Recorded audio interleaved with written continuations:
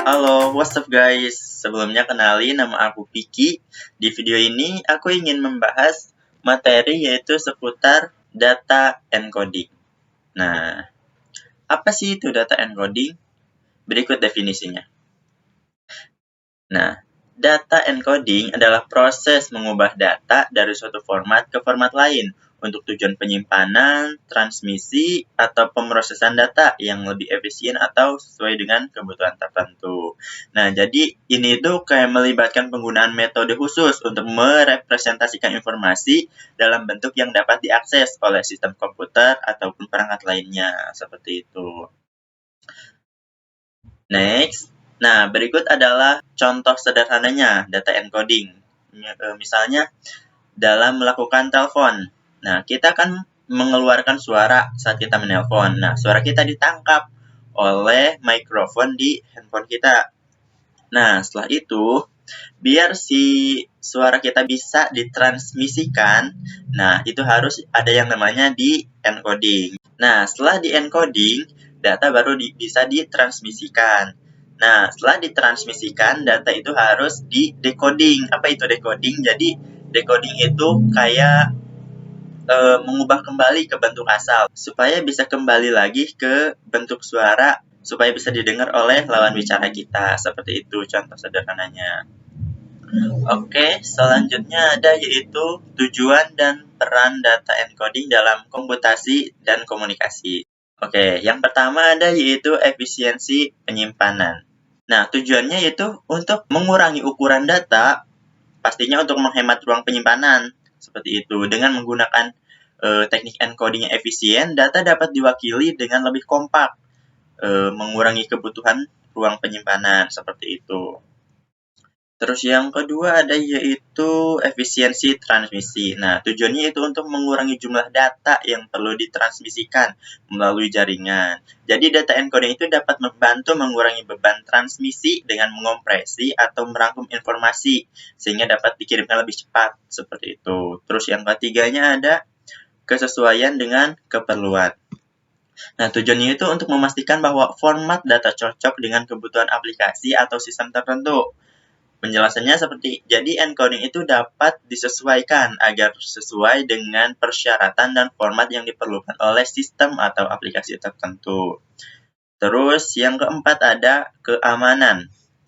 Nah, tujuannya pasti untuk melindungi data dari akses yang tidak sah atau perubahan yang tidak diinginkan. Jadi beberapa teknik encoding seperti ada encoding enkripsi dapat digunakan untuk mengamankan data agar hanya dapat diakses oleh pihak yang memiliki kunci yang sesuai, seperti itu.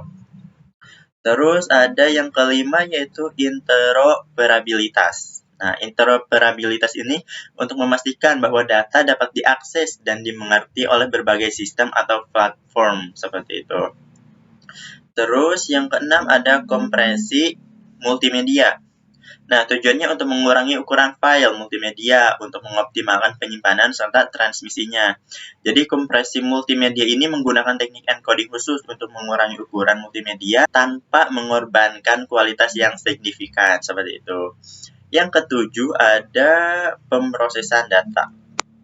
Ya, tujuannya itu untuk mempermudah manipulasi dan analisis data. Jadi dengan menggunakan encoding yang sesuai, data dapat diolah lebih efisien menggunakan operasi pengolahan data seperti pencarian, pengurutan, dan filter dengan lebih cepat. Nah, dan terakhir yaitu ada manajemen kesalahan. Tujuannya itu untuk mendeteksi dan memperbaiki kesalahan yang mungkin terjadi selama penyimpanan ataupun transmisi. Jadi beberapa metode encoding menyertakan informasi redundan atau pengecekan kesalahan untuk memastikan bahwa integritas data dan kemampuan pemulihan kesalahan. Seperti itu. Selanjutnya itu ada jenis-jenis data encoding. Di sini ada beberapa jenis-jenis data encoding yang akan aku jelaskan. Sebenarnya banyak, cuma di sini aku hanya menjelaskan beberapa saja yang familiar seperti itu. Nah, yang pertama ada yaitu encoding teks. Apa itu encoding text? Yaitu proses mengubah karakter dalam teks atau simbol dalam bentuk yang dapat diproses oleh komputer. Dalam encoding text, setiap karakter dalam teks diberikan kode numerik yang sesuai. Ada beberapa standar encoding yang umum digunakan seperti ASCII atau American Standard Code for Information Interchange dan Unicode. Itu. Terus ada encoding gambar. Nah, encoding gambar ialah proses mengonversi data gambar ke dalam format yang dapat digunakan dalam komputer ataupun perangkat lain. Nah, berbagai format gambar digunakan untuk tujuan yang berbeda-beda dan masing-masing memiliki karakteristik tersendiri. Contohnya yang sering digunakan itu seperti JPEG, terus PNG, dan GIF gitu. Selanjutnya ada yaitu encoding audio. Nah, encoding audio ini proses mengonversi sinyal suara analog menjadi format digital yang dapat disimpan, diproses, dan diputar oleh perangkat elektronik. Contoh sederhananya seperti tadi dijelasin pas proses telepon. Nah, itu. Terus yang keempat ada encoding video. Nah, encoding video ini proses mengonversi data video dari sumber asli ke format digital yang dapat disimpan, diproses, dan diputar oleh perangkat elektronik. Berbagai format video digital seperti MP4, IVI, dan MKV. Nah, seperti itu. Yang kelima ada encoding binary. Nah, encoding binary ini encoding dalam bentuk biner, yaitu representasi data atau informasi menggunakan kombinasi angka biner, yaitu 0 dan 1. Jadi dalam sistem biner, setiap digit atau bit hanya dapat memiliki dua nilai yang mewakili keadaan. Kalau mati yaitu 0, dan hidup yaitu 1. Nah, ini adalah dasar dari hampir semua komputasi digital dan pemrosesan data. Jadi, encoding dalam bentuk biner adalah cara komputer menggambarkan, menyimpan, dan mengompres informasi seperti itu. Terus ada encoding enskripsi. Nah, encoding enskripsi ini ialah proses mengubah data menjadi bentuk yang tidak dapat dimengerti atau diurai tanpa pengetahuan kunci enskripsi yang benar. Nah, ini itu digunakan untuk menjaga kerahasiaan dan keamanan data sensitif. Contoh teknik enskripsi termasuk IAS, RSA, dan DAS. Oke, selanjutnya ada yaitu encoding Huffman. Nah, encoding Huffman ialah metode encoding yang digunakan untuk mengurangi ukuran data tanpa kehilangan informasi. Nah, ini itu digunakan terutama dalam kompresi teks dan gambar. Dalam Huffman coding, karakter atau simbol yang paling sering muncul diberikan kode yang lebih pendek, sementara karakter yang jarang muncul diberikan kode yang lebih panjang gitu. Terus ada encoding base 64, yaitu metode encoding yang mengubah data biner menjadi karakter ASCII seperti di encoding teks tadi. Jadi yang dapat ditransmisikan melalui protokol teks seperti email atau URL. Nah, ini tuh sering digunakan untuk mengirim data biner seperti gambar atau file melalui media yang tidak didukung data biner secara langsung seperti itu. Ada juga encoding URL, yaitu adalah metode encoding yang digunakan untuk mengganti karakter non-alphanumerik dalam URL dengan kode khusus. Nah, ini itu diperlukan karena beberapa karakter tidak diperbolehkan dalam URL, seperti spasi atau tanda plus. Nah, misalnya diganti dengan persen 20 seperti itu. Dan terakhir yaitu ada encoding XML atau JSON. Nah, dalam konteks XML atau Extensible Markup Language, encoding ini mengacu pada cara data teks di dalam dokumen XML diinterpresentasikan oleh perangkat lunak. Encoding XML yang umum digunakan adalah UTF-8, terus UTF-16. Nah, ini itu mendukung karakter dari berbagai bahasa dan simbol. Nah, itu dia jenis-jenis data encoding yang bisa saya jelaskan. Nah, berikut ada teknik pengkodean data. Jadi, Sepertinya sistemnya sama seperti kayak yang dijelasin di awal. Misalnya kita mau upload video ataupun gambar ataupun suara, apapun itu data pokoknya ke sosial media gitu. Nah, di sini kan ada misalnya musik atau video atau gambar ataupun suara.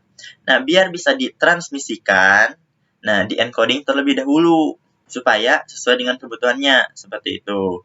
Nah, kalau sudah di-encoding, barulah bisa ditransmisikan. Nah, setelah data itu ditransmisikan, data itu sebelum ditampilkan harus di-decoding terlebih dahulu, seperti tadi di awal. Jadi, decoding itu kayak perubahan ke bentuk awal, seperti itu. Nah, selanjutnya ada yaitu tantangan dan kendala. Tadi kan manfaatnya banyak banget. Nah, di sini ternyata ada juga nih tantangan dan kendalanya juga. Penggunaan data encoding memiliki beberapa tantangan dan kendala yang perlu diperhatikan. Nah, berikut beberapanya. Yang pertama itu ada kerugian informasi. Kenapa sih kok kerugian informasi? Jadi, kayak beberapa teknik encoding dapat menyebabkan kerugian informasi, terutama pada teknik kompresi yang bersifat lossy.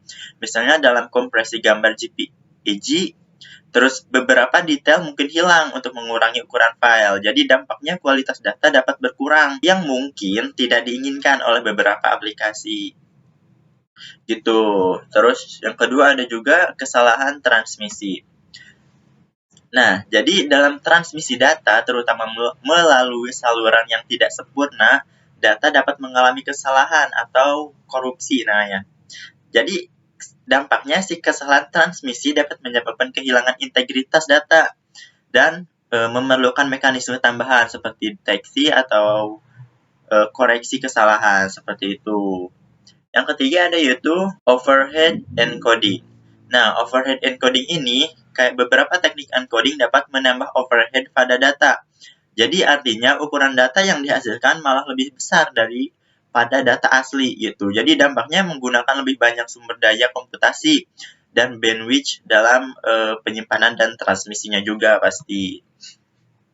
Terus yang keempat ada keamanan. Jadi beberapa metode encoding tidak dirancang untuk menyediakan keamanan data. Misalnya metode encoding sederhana seperti base64 tadi dijelasin.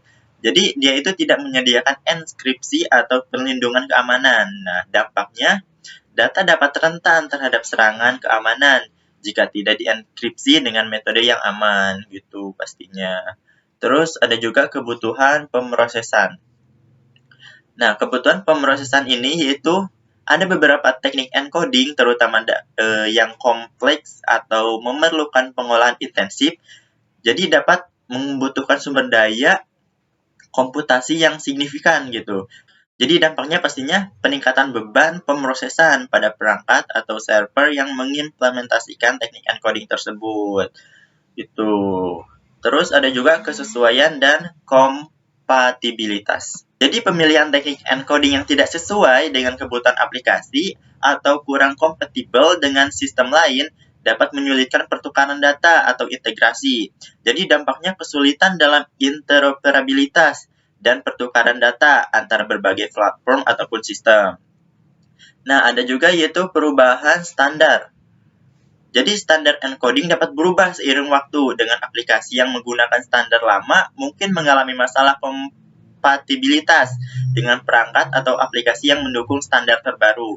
Jadi dampaknya kayak memerlukan pembaruan dan penyesuaian pada sistem yang ada untuk menjaga kompatibilitas dengan standar yang baru gitu.